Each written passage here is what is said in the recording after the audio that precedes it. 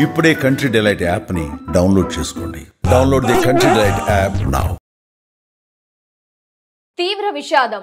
టపాసులు పేలి భార్యాభర్తలు మృతి చెందిన సంఘటన అంబేద్కర్ కోనసీమ జిల్లా ఐనవిల్లి మండలం విలస గ్రామంలో చోటు చేసుకుంది.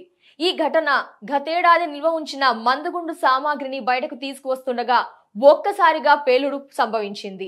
ఈ ధాటికి ఇంటి గోడలు కూలి తమపై పడ్డంతో అక్కడికక్కడే భార్యాభర్తలు మృతి చెందారు. మృతులు కంచర్ల శ్రీనివాస్ 55 సంవత్సరాలు, భార్య సీతా మహాలక్ష్మి 50గా గుర్తించారు. ఇలాంటి ఘటనలు పునరావృతం కాకుండా ఉండాలంటే ప్రతి ఒక్కరు కూడా అప్రమత్తంగా ఉండాలని, ముందుగా దీపావళి పండుగ జరగబోతుంది కాబట్టి స్టాల్స్ అలాగే పిల్లలంతా కూడా చాలా అప్రమత్తంగా జాగ్రత్తగా ఉండాలని ఆశిద్దాం. చూస్తున్నారు కదండి, ఇలాంటి సంఘటనలు ప్రతి ఏటా దీపావళి ముందుగానే మనం వింటూ ఉన్నాము. దీపావళి పండుగ సందర్భంగా ఇలాంటి ఘటనలు కొంత ముందుగానే వింటూ వస్తున్నాం. మరి ఇలాంటి సంఘటనలు పునరావృతం కాకుండా ఉండాలంటే ఏం చేయాలి?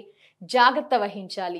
ప్రభుత్వం నుంచి కొన్ని ఆదేశాలు వస్తున్నా మనం కొన్ని ఉల్లంఘిస్తూనే వస్తున్నాం కాబట్టి మనము కొంత స్టాల్స్ కి మధ్య గ్యాప్ ఇవ్వడం, గోదామ్స్ల దగ్గర కొన్ని నియమ నిబంధనలు పాటించడం అలాంటివి చేస్తూ ఉండాలి.